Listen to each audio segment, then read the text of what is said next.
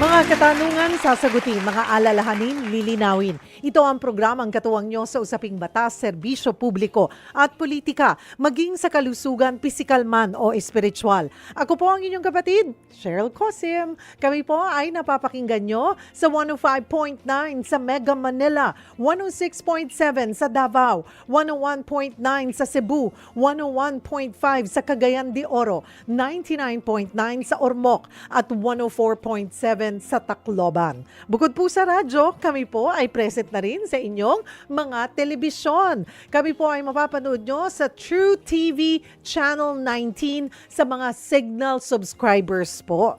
At maging sa Facebook, of course, at sa YouTube, isearch lamang po ang True Network PH. Don't forget to like, subscribe, and share po yung aming mga channels. Today ay Martes, araw po ng Martes, Public Service Day po tayo dito sa ating programa. At atin pong tututukan, road safety.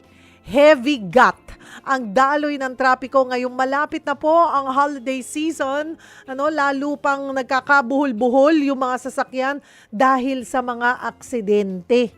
Minsan po ang masaklap, may mga taong nasasaktan and worse, binabawian po ng buhay. Nitong December 5 nga po, ito, kung kayo po yung nakatutok sa ating mga balita, 4 ang nasawi ng araruhin ng isang truck ang mga sasakyan dyan po sa Katipunan Avenue sa Quezon City.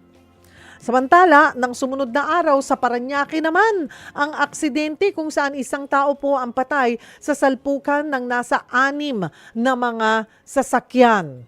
Kahapon lang, 13 sasakyan ang nagkabanggaan naman sa Maynila. Wala namang napaulat na nasawi pero 6 na tao po ang sugatan doon sa karambola na yon. Posible nga bang mapaghandaan ang mga ganitong aksidente? Ano ang mga dapat tandaan kung ikaw ay isang driver o maging commuter? Yan po ang sasagutin ng ating panauhin maya-maya lamang. Kaya tutok po kayo sa ating programa dahil sagot kita sa usaping serbisyo. Ang ating question of the day, syempre hindi po yan mawawala. Paano mapapabuti ang road safety sa bansa? Again, paano po mapapabuti ang road safety sa bansa? Kung may gusto po kayong i-share, mag-comment lamang po kayo sa ating live stream. At syempre, mayroon po tayong pipiliin na isang mananalo ng 500 pesos. Sagutin lamang po ang ating question of the day at i-share po ang ating live stream. At kung mayroon naman po kayong gustong idulog, maaari po kayong diretsong tumawag sa amin sa ating tanungan hotlines sa 8689-3289 or 8689-3290. Again, that's 8689-3289 or 8689-3290.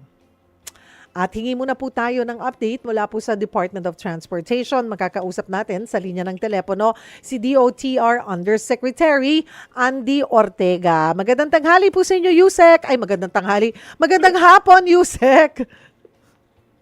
Ay nako, good afternoon, Ayun. Miss Cheryl. At alam mo, napaka-importante ng iyong topic ngayon. Napaka-importante. At thank you for making time for accommodating po yung aming tawag po sa inyo. Ito din yung mga panahon na talagang papaalalahanan natin yung ating mga kababayan. Kasi ang dami talagang bumabiyahe po ngayon. Ano po ba ang monitoring na ng DOTR? Nako, unang-una muna, kagagaling lang namin sa Senate hearing, kay Senator Tulfo, talagang pinag-usapan po yung parating na traffic to ating Christmas season, Alam mo naman, ito yung panahon na talagang lumalabas yung mga tao, may mga parties. So, merong coordination po yung MMDA with the different offices like DOTR para hindi naman sa mapabawas, pero huwag nang palalain pa ang traffic itong Christmas season po, Pero yung topic mo, Cheryl, kanina, yung nasabi mo, yung sa road safety, Opo. Ang importante siguro maisabi ko is that meron tayong Philippine Road Safety Action Plan, Ito po yung programa ng gobyerno for the next 5 years, 2023 and 2028, with the objective na mapababa ang road safety accident fatalities sa kalye.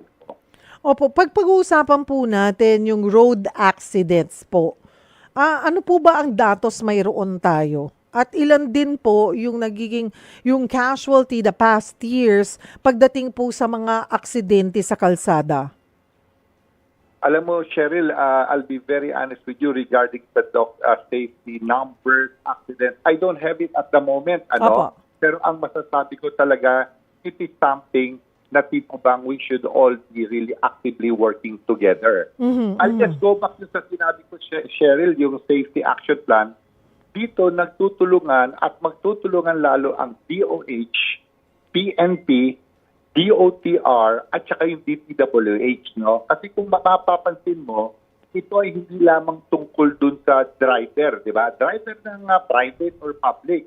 Ito rin mismo ay yung klase ng kalsada sa kalye, yung klase ng pag-enforce ng traffic natin or yung safety sa kalye, which is the task of PNP, and also sa DOTR, yung mga sasakyan na lumalabas dyan, kung yan ba ay safe, maayos ba, at saka yung mga drivers that we have to make sure are really qualified to Yes. drive the vehicles. So suma total nito, Cheryl, it is really different agencies na magtutulungan and lahat may responsibility para talagang mapababa natin yung numero ng aksidente sa kalye. Again, sabi niyo po, USEC, magtutulungan ng DOTR, ang DPWH, DOH, DOH, PNP, PNP, MMDA. opo. Kasama Yes, po. kasama rin po yan kasi kung titignan mo talaga, it's really a whole government approach kasi meron tayong parang commitment, no? Sa tulong na nag-guide atin dito ng World Health Organization na kanilang nakita nga talaga na kailangan maging maayos po yung experience natin sa kalye because those experiences or those incidents or those policies ay apektado yung mangyayari sa kalye. So it's not really just one agency of the government, but it's the whole government. Nakita mo naman yung nangyaring aksidente natin dyan sa may Quezon City, dyan sa may UN Avenue. Talagang it is something that we really have to look seriously. Kaya ito, if I may share lang, Cheryl, na mabilis lang, Go ahead po, USEC. mag-i-implement ang DOTR ng isang batas na nailabas na, ngunit hindi pa na-implement fully, yung tinatawag na speed limiter. Ito yung paglalagay ng maximum na speed sa mga malalaking na public utility or sasakyan like trucks and buses para hindi magkaroon ng chances na sila ay mag-overspeeding because it could result into really big accidents dahil malalaking sasakyan yan. Those, forecast yan, i-implement na po natin yan. And also, yung vehicle inspection natin, hindi na lang tayo magkakaroon ng simpleng sa emission lamang, ngunit isasama natin yung programa na tama at dapat na buong sasakyan ay maki-check para every time they register sa LTO na sila ay legal at pwedeng pumasada sa kalye, we have to make sure that every component needed for safety are working. So yun po yung mga kailangan natin, pati yung sa lisensya rin, kailangan i-monitor natin, like yung kanina sa hearing. Hindi pwede yung mga naghahanap buhay sa motorcycle taxi ang tawag dun, Cheryl, ay non-pro. Dapat yan mga professional to make sure that they are really equipped, trained, and qualified sa pagpapasada na meron silang kasamang customer. So ito pong Road Safety Action Plan, sabi nyo nga po, 5 taon po ito, Yusek Ortega, no? It started 2023, it's already 2024, papasok na tayo sa 2025. So, so far doon sa first year, ano na po ang na-accomplish dito sa 5-year plan na ito? Basically, nailatag na natin with the different agencies, yung na-mention ko nga, yung kanya lang individual plan, because individual plans will result into a greater plan. No? Ang maganda lang po masasabi ko dito, alam mo ba, Cheryl, we don't have really an office, a big office that handles about road safety. It is something like merong bawat departamento, di ba? But this time, sa tulong na rin ng ating mga kaibigan sa Congress, we will be creating 2025 as an office that is dedicated about road safety It's an office filled with employees and experts na i-hire natin para talagang matutukan yung programa as a whole, not as individual. This will be created next year. Medyo inaayos na po natin. It's called Safety Office, no? Under DOTR. And hopefully po, mas mapapaganda po yung pag-implement natin dun sa action plan that I mentioned earlier. So kasama na po ito sa 2025 budget po ng DOTR. Yes. And kami nagpapasalamat. And alam mo, even though it's like a temporary thing, we really hope that it becomes a permanent office, part of DOTR, para talagang the action that will be needed, the people that will be needed are there permanently po para talagang ma-achieve natin yung objective natin dito sa action plan po. Yusek, ito pong nakaraang puro karambola, no? May 6 na involved, meron 3, 4. Dahil ba ito sa dami na rin ng sasakyan sa kalsada or hindi po, minimal lang yung maraming sasakyan, it's more of yung driver and yung sasakyan mismo ang problema? Alam mo, Cheryl, like I mentioned earlier, I would like to think and look at it as a whole. Para bagang instead na mag-pinpoint tayo sa posible, baka yung driver nakatulog or baka mamaya yung sasakyan niya is hindi pala fully, yung maayos. Kasi, di ba Yusek, lagi nating naririnig yan pag mga truck or mga bus, hindi kumagat yung yung brakes. Yung preno. Tama ka. Ito, like I will have to tell you, paano natin malalaman kung talaga ba yun ang nangyari, right? Do we have the equipment? Are we equipped to check on the instances na sinabi hindi na siya talaga gumana yung preno? So, definitely yung PNP po will have a process in the investigation, pati ang LTO po, itatawag po yung mismo may-ari ng sasakyan para malaman na nangyari. But we would like to look at it as a whole po. Meaning, kung titingnan natin lahat sila as a whole, meaning lahat may role, then kunyari lang po, kung ang sasakyan mo hindi perfecto, pero kung ang daanan naman ay maayos, posibleng it will mitigate your sasakyan na medyo hindi maayos yung preno. Or, kunyari yung sasakyan mo naman ay na-check ng LTO through the facilities at maayos yung sasakyan, even though yung mga daanan na medyo hindi masyado safe, magiging pwede na magkakaroon ng mas maayos na biyahe because the vehicles are right. So yun ang nakikita namin dito, ayon sa action plan ng gobyerno, talagang kailangan lahat mag-contribute para sa dulo, it will help one another and sa dulo, it will become a safer road for all of us.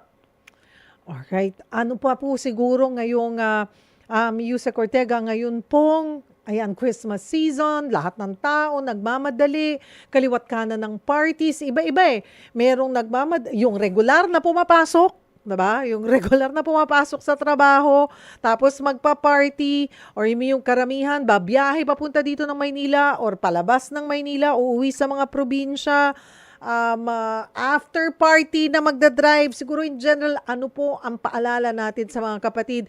And we're not just talking about here in Metro Manila, mga kapatid, lahat po sa bawat panig po ng Pilipinas. Go ahead po. Ganito po yon. Let's start with the individual. Unang-una, party. Huwag kang uminom at mag-drive. That's number 1. Number 2, kasama mo, gagawin yun, pigilan mo siya or ikaw ang magdadrive. Number 3, as a car owner, private or public, siguraduhin mo yung sasakyan mo ay maayos para at least ikaw ay hindi mag-contribute sa aksidente. Pangatlo, yung ating mga kapulisan, siguraduhin po natin enforcement. Magkaroon po tayo ng mga legal checkpoint para wala tayong makikita ng mga delikadong driver or maybe sasakyan. Parte rin po yun ng LTO. And then also, yung ating MMDA, the usual task that they do, they make sure na maayos po yung flow ng traffic. And then also, yung mismong, it's a whole approach po yan ng individual, ng family, ng office. Because sa dulo po nito, this will all, lalagpasan po natin yung Christmas season, lalagpasan po natin yung holiday season. Ang importante po ay we are still together after the season.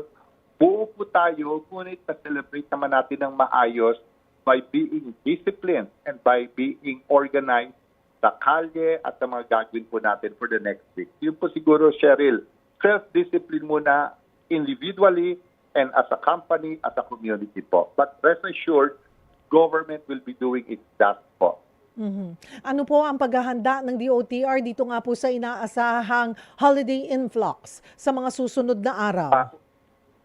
Unang-una, yung LTFRB, nag-ready na po yan. I think nag-release na sila ng mga special permits para yung mga sasakyan naman po ay enough doon sa mga luluwas sa probinsya or papasok sa Metro Manila. On the part naman po yung ating LRT, MRT, they will be extending. That is part of the plan para ma-accommodate po yung mga, alam mo na, mga late na umuwi. Yung busway po natin, which is a good service to the public, 24/7 pa po lagi yan. We will check if we need to put on more units para po makasakay yung mga dumarami nating mga commuters. And then yung MMDA po, kanina dito sa hearing, meron po sila mga gagawing coordination with the different malls para naman po medyo mabawasan yung impact ng maraming mga mamimili the next 2 or 3 weeks po. So yun po yung mga programa po, damay na rin po natin yung iba nating agencies po. Marami pong salamat ulit sa oras. DOTR Undersecretary Andy Ortega. Magandang hapon, Yusek. Salamat po. Salamat sa inyo. Thank you. Mga kapatid, comment po kayo sa ating live stream para sa chance na manalo ng 500 pesos. Pwede rin po kayong tumawag kung meron po kayong mga concern sa 8689-3289 or sa 8689-3290. Again, that's 8689-3289 or 8689-3290. Huwag po kayong bibitiw dahil magbabalik po ang programang Sagot Kita. At kami po ay nagbabalik dito sa programang Sagot Kita. Kasama po ng inyong lingkod Cheryl Cosim. Ang ating question of the day, paano mapapabuti ang road safety sa bansa? At this point, live po dito sa studio, he made it! Ayan, nagbabalik Sir Martin Aguda, isang safety expert. Magandang hapon. Ayan, kanina pa ako tanghali ng tanghali. Sanay ako sa tanghali. Magandang hapon, Sir. Magandang hapon, Cheryl. Kamusta ang iyong pagbiyahe papunta dito? Ako, syempre, traffic. Walang pinagbago. Nakaabot pa rin. Nakaabot pa rin. Pero yan, ganyan. Kadalasan po nagsisimula rin yung mga sabit, aksidente, pag may hinahabol ka. Correct. So, ayan, tuwing holiday season, tumataas yung mga aksidente sa kalsada. Ano ba yung mga kadalasang kadahilanan? Isa na ba yung sinasabi kong nagmamadali? Yes. Unang-una, pagka-holidays, syempre busy lahat ng tao. Maraming activities. Nagmamadali, naghahabol ng mga deadlines. So, sabi ng mga statistics, tumataas talaga ang vehicle volume pagka-holiday season kasi maraming activities, economic activities, social activities, di ba? So, mas maraming sasakyan sa daan, mas talagang prone yan sa aksidente. At yung pag maraming sasakyan, syempre traffic, no? Pag tumindi ang traffic, dyan na papasok yung sinasabi mo na nagmamadali ang mga drivers, may binibit na deadlines, late sa Christmas party, sa trabaho, etc. Yes. Or kung kunwari, nagmamadali ka or galing ka ng mall, minsan, aminin po natin, imbes na dapat, alam naman natin yon dapat ang concentration mo sa pagmamaneho. May ginagawa, multitask. May kinakalikot ka sa bag mo, may Correct. tinitignan ka, meron ka tinitignang messages or ganon. So, hindi ka rin 100% nakafocus sa pagmamaneho. Tama yun. May mga ganon na driver. Distracted driving ang tawag dyan. Distracted driving. At saka may batas na rin dyan regarding Yes, distracted alam driving. po natin yan, Ang diba? tanong, may nahuhuli ba? Kasi Yun mahirap, na, yung implementation. mahirap ulihin yun kasi hindi naman nakikita. Ang magandang tanong siguro sa ating mga government agencies na nag-i-implement, may nahuli na ba sa anti-distracted driving law?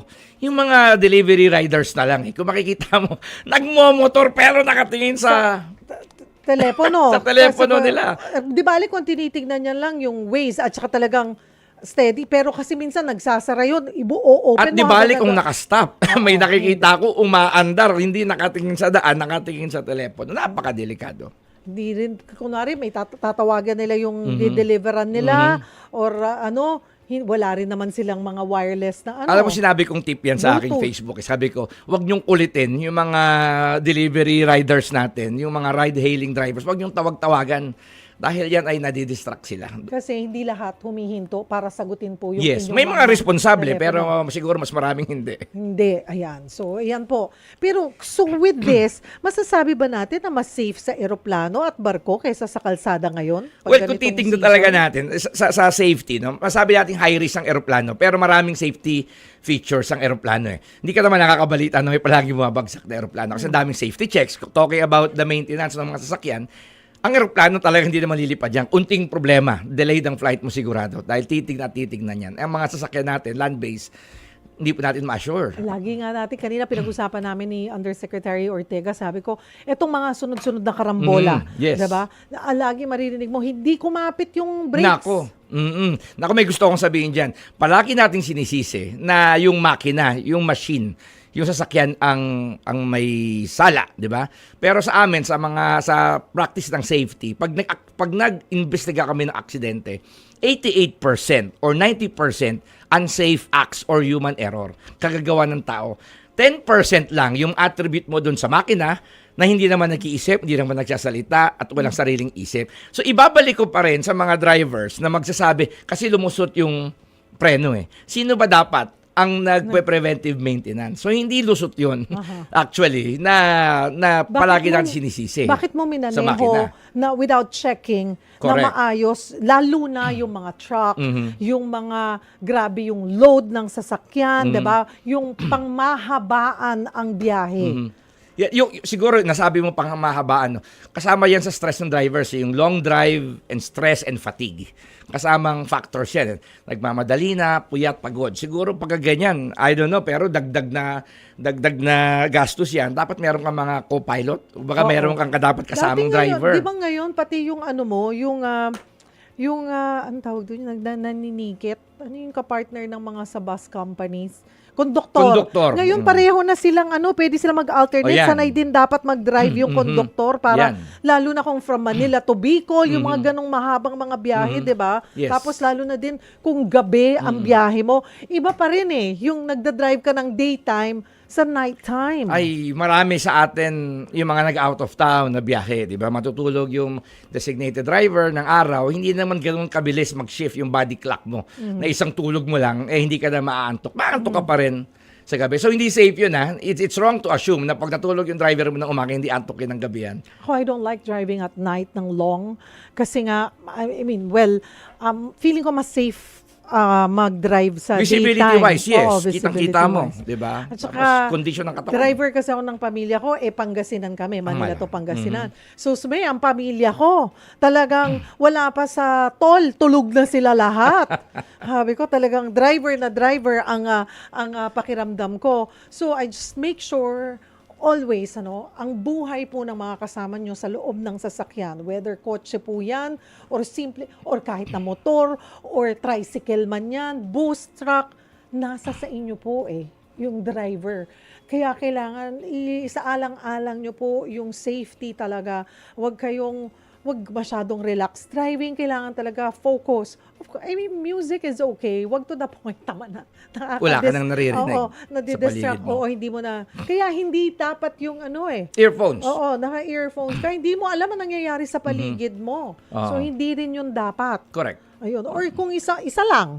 Lagyan nyo lang, tenga nyo lang ang meron kung ayaw ng music ng mga natutulog na kapamilya nyo. Pero just make sure po talaga na maayos. At saka yung laging pinapaalala, ipa-check nyo muna po yung sasakyan nyo for long distance. long drive. Drive. Okay. Sunod-sunod, kanina nabanggit ko, Martin, yung sunod-sunod na karambola. Pag sinabi mo bang karambola, ilang sasakyan ang involved? Ay, hindi ko alam yung eksaktong definition niya. Baka media term din yan kasi. Pero multiple sa sure emergency more response. than two, I suppose. Yes. Oo. Ang tawag namin dyan is pagka maraming injuries, mass casualty incidents na maraming involved. No? So, yan nga. ang involved nga dyan, yung mga truck. Recently, dalawang trucks ang involved Yes. dyan. Yeah. Pag sinabing, balikan ko lang yung lagi nating naririnig na pumalya po kasi yung brakes hindi kumapit. Ano ba ang dahilan ng pagpalya ng brakes? Talaga, kasi kung chinek mo yan, kung panangatawan mo, chinek ko naman po, maayos yung brakes eh. Kaya lang, nung bumabiyahe na kami, ayaw na po. Pwede bang pumalya ang brakes dahil sa sobrang bilis mong magpatakbo? Or late ka nang umapak sa brakes? Paano? Para sa akin, kailangan kasing, yan ay excuse lamang. Or yan ang statement ng driver. Ang tanong, meron bang lumalabas na mga datos or yung result ng information? Kung ba kasi aircraft investigation, di ba? Palagi mo nakikita ano yung result ng investigation. Pero kasi sa Pilipinas, pagka sa traffic investigation, ang lumalabas lang sa investigasyon, sino ang mali? Yung driver. Pero minsan, hindi natin nakikita yung root cause. Sa safety, may tinatawag ng root cause analysis. So, kailangan nating mapatunayan na talagang Pumalya. Otherwise, it's just an excuse. At hindi natin pwede ilagay sa statistics yan. At yung statistics, yung data na yan, hindi natin mariresolve yung problema hanggang hindi natin napupuntuhan kung ano talaga yung problema. Pero ako pa rin, babalik pa rin ako dun sa sinabi ko, 88 to 90% driver's fault. No? Kaya an excuse yan ng maraming drivers na bigla Natingin lang mo pumalya. anong mga fault? Yan. Yung focus, more. Well, yun nga, siguro speeding is one, no? Diyan na lang sa C5, so diyan ako dumadaan palagi. Sa gabi diyan, it's either sobrang traffic o sobrang bilis naman ng mga truck. So, ang siguro panawagan din natin diyan, magpatrol ang MMDA kung sino mang enforcement agencies 24 hours. Kasi nakakatakot talaga. Parang wala silang pakialam Pag kung... oras na ng gabi, kampante na sila na, ay, hindi Wala tayo, na eh. walang manghuhuli sa atin dito. Oo. Wala tayong nakikita dito parang sa Amerika na may hinahabol. Di ba? Oo. Wala tayong ganun eh. Bigla na lang sumusupot. Oops. Yes. Di ba? Diba? So siguro dapat talaga panahon na talagang may nakabantay sa daan kasi unfortunately wala pa tayong culture of safety sa Pilipinas. No, hindi kusang sumusunod. Not until may makitang nag-enforce. Kaya, di ba, napapansin natin, ako yung mga kamag-anak ko, pag umuwi dito, galing ibang bansa, magbabakasyon, talagang hindi na sila makahinga. Parang pinipigil na nila yung hininga nila, parang, oh my God, did you just, sabi niya, did that car just cut you? Pero relax pa rin. Parang sanay na sa atin. Sabi ko, yeah. Sabi niya, anong gagawin mo?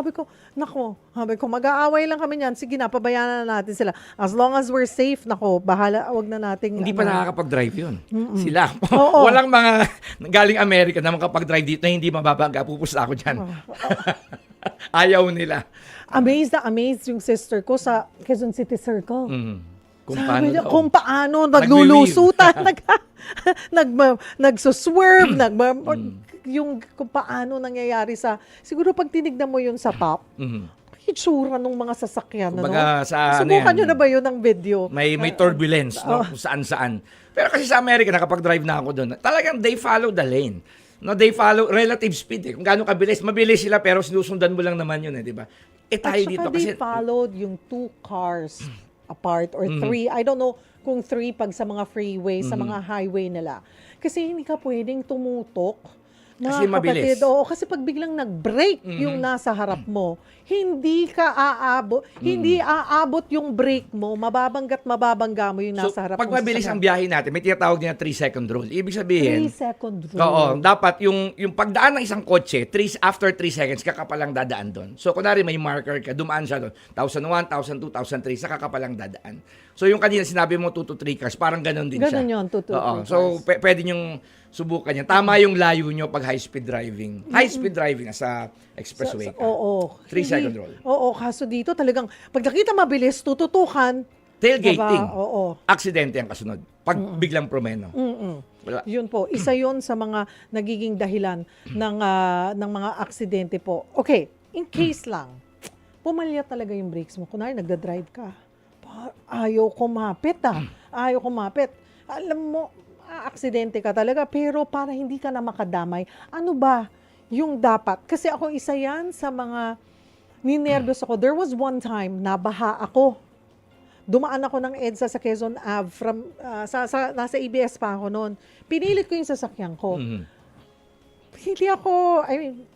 Hindi ko naman alam yung mga ganong bagay. Bago pala ako nagda-drive.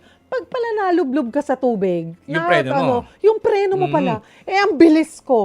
Pagdating ko sa kabilang side ng Quezon Ave, ninervyos ako. Buti na lang. Nako, thank God na walang sasakyan. So, apak ako ng apak, hanggat maya-maya nararamdaman ko Bumabalik kumakapit na. Mhm. Oo. Basa kasi. Pero kung wala, Mm-mm. meron na ako na aksidente noon. So, Yeah. ano ba, bilang isang expert, ano ang dapat kagad mong ano? Well, presence of mind, greatest good for the Sige. greatest number. Ayaw mo siyempre makadamay ng maraming tao.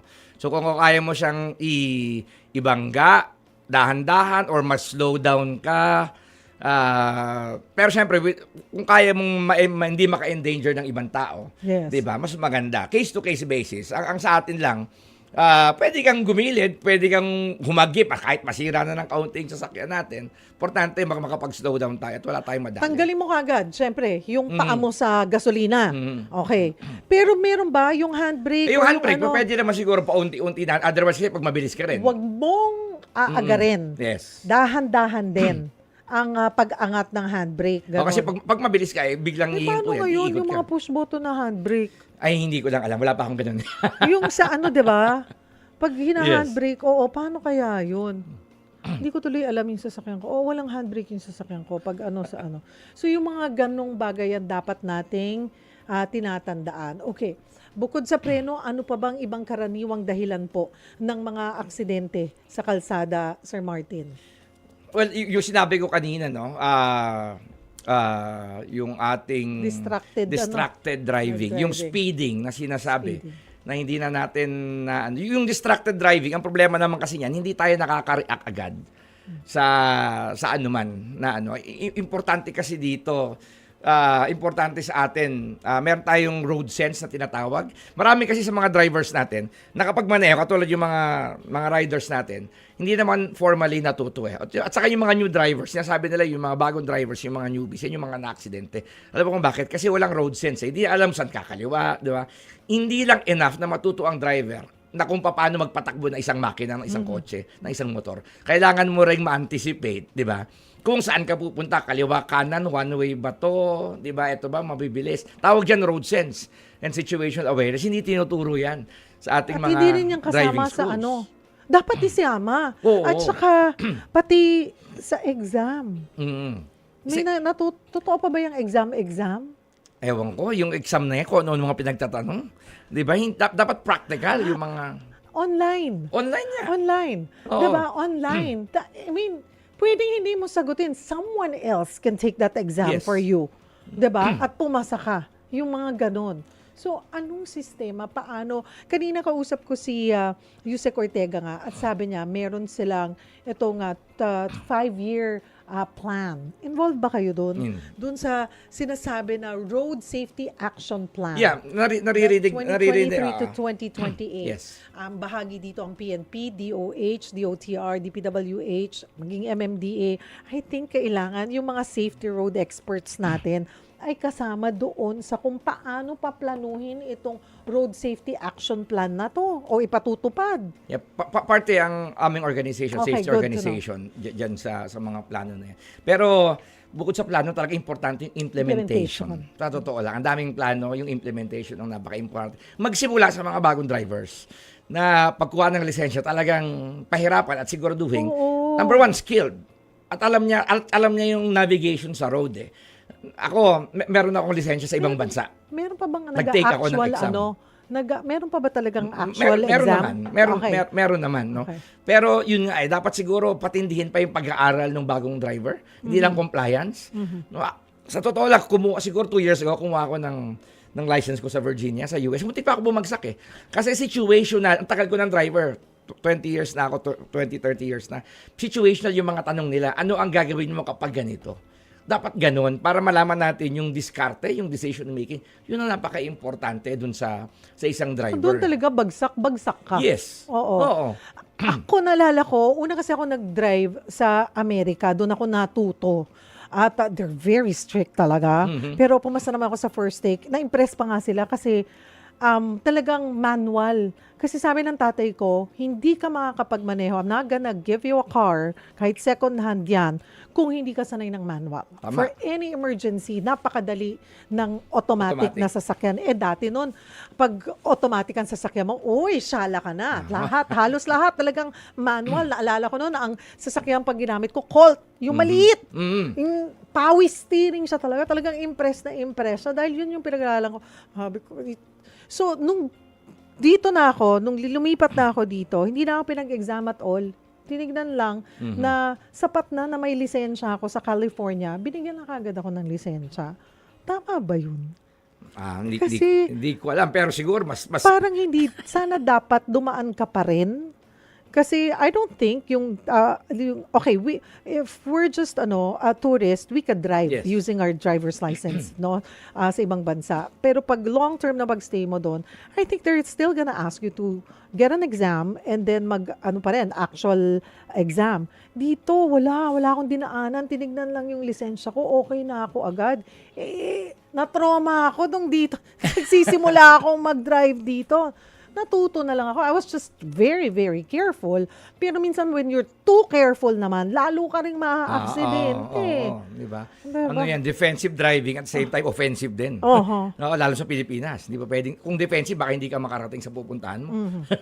Palagi. Ano ang mga dapat din natin tandaan, Sir Martin? Okay, scenario based. Naipit ka sa karambola. Well, depende kung may malay ka paano. Pero ano yung mga dapat mong tandaan? Safety, ano dapat ang unang-unang gawin? Involved ka na sa aksidente? Well, unang-una, tignan mo muna ang sarili mo, no? Dahil baka mamaya pagtayo mo, meron kang injury pala na matindi. So don't move muna. Do not move, no? Pakiramdaman mo, ideally, pakiramdaman mo yung sarili mo talaga. Kung ikaw ay may injury, may mga tama, di ba? Pangalawa, titignan mo rin syempre yung kondisyon sa paligid. Yung sasakyan mo ba, umuusok, posibleng umapoy, sumiklab, di ba? Titignan mo rin. You have to consider yourself na alisin yung sarili mo sa danger zone, di ba? At buti na lang, sa Amerika, pa nagkabangga multiple dahil mabibilis ang sasakyan. Dito, medyo traffic tayo. Kaya pa nagkarambola. Talaga, ibig sabihin, yung nangyari na yan sa Katipunan na yan, mabilis talaga yung takbo. Kasi traffic sigurado, hindi ganoon parang ano ba yan?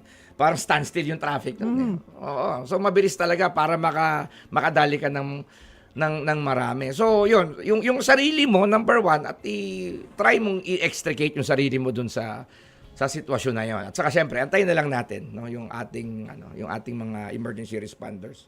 Yung kailangan. Kung kaya nyo kagad tumawag, kasi mabilis na bang tumugon ngayon sa mga aksidente? Depende kung nasang ka lugar. Yan nga ang tanong natin dyan. Meron tayong 911, supposedly, no, na kahit saan. No? Pero napaka-importante rin, alam natin yung emergency number nung sa local natin, na local cities natin.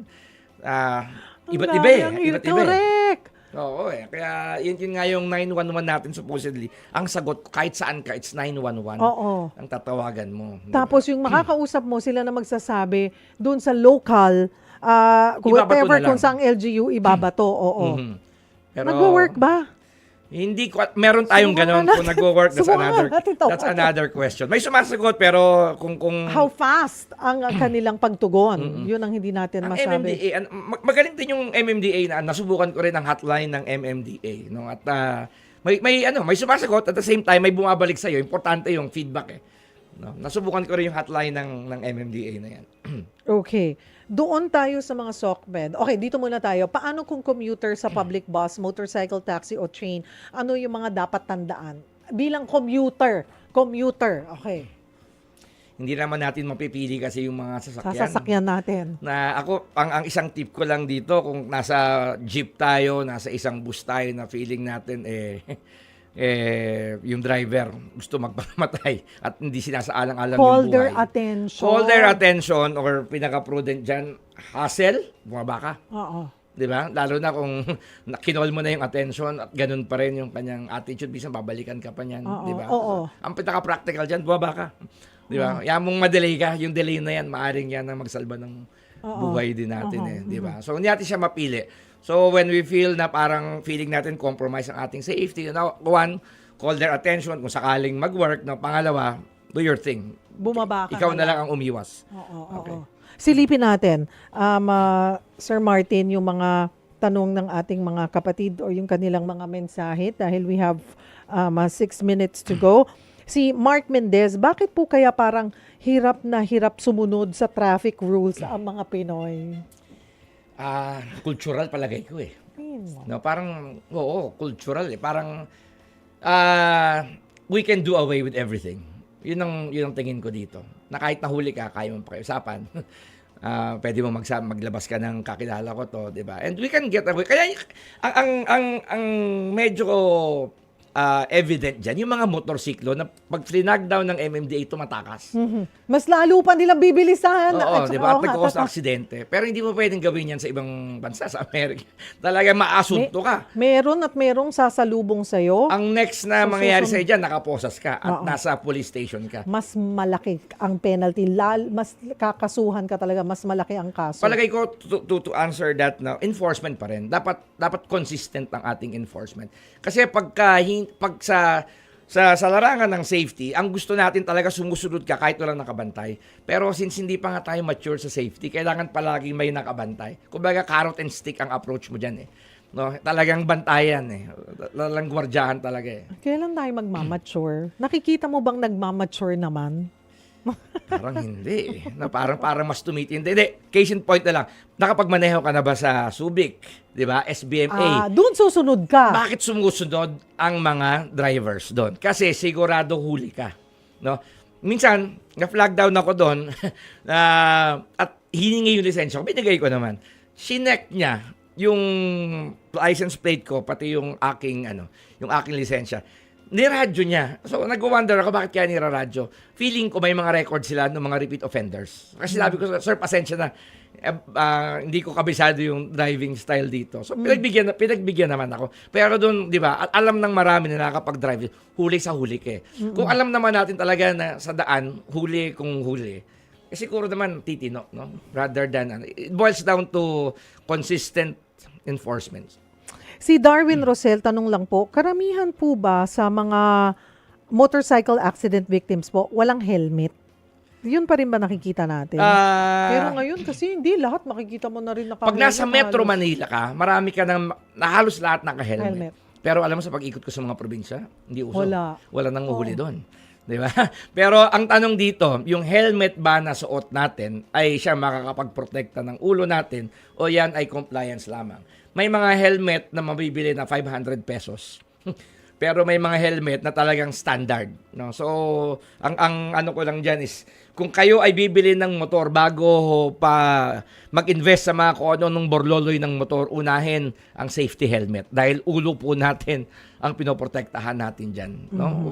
Wag lang, maraming fake eh. Maraming substandard. Yes, oo. Okay, so hindi enough na sabihing naka-helmet.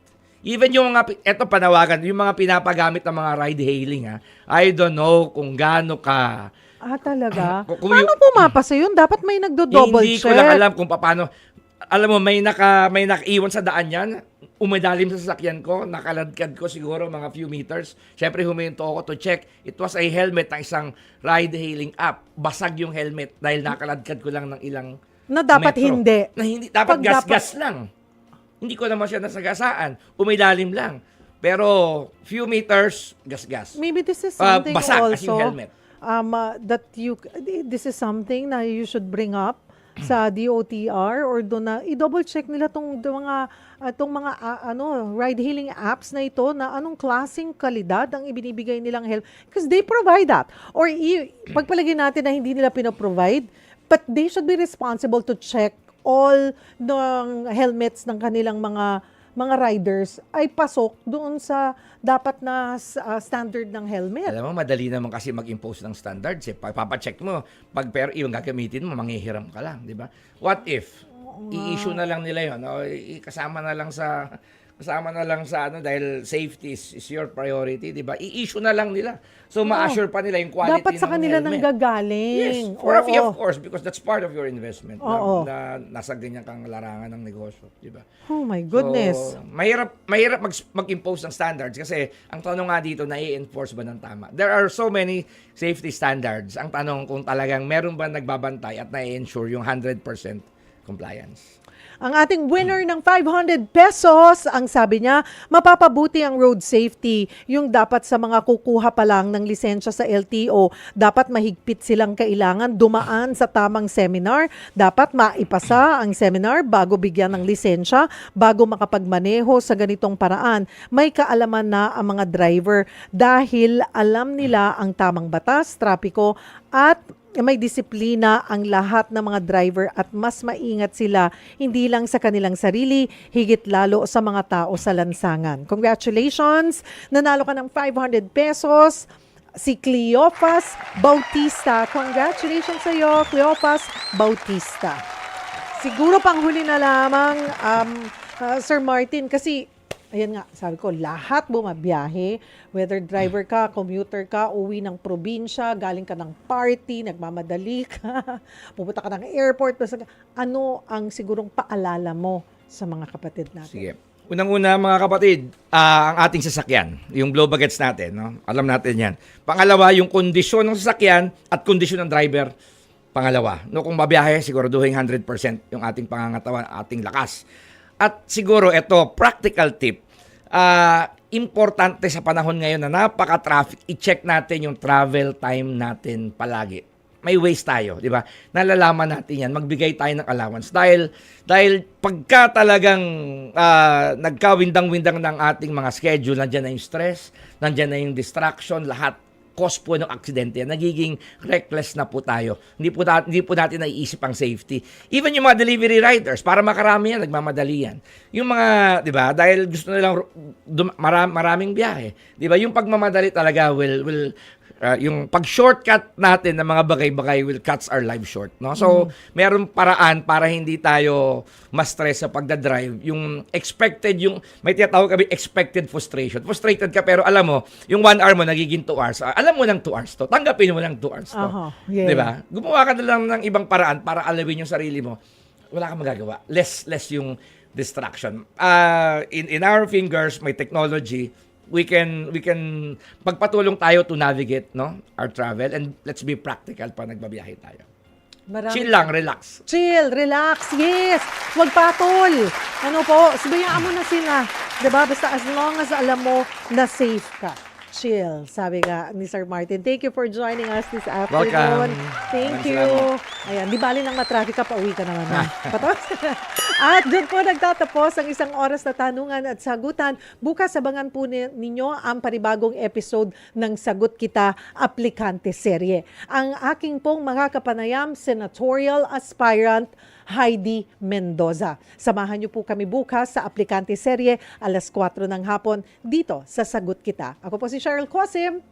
Magandang hapon.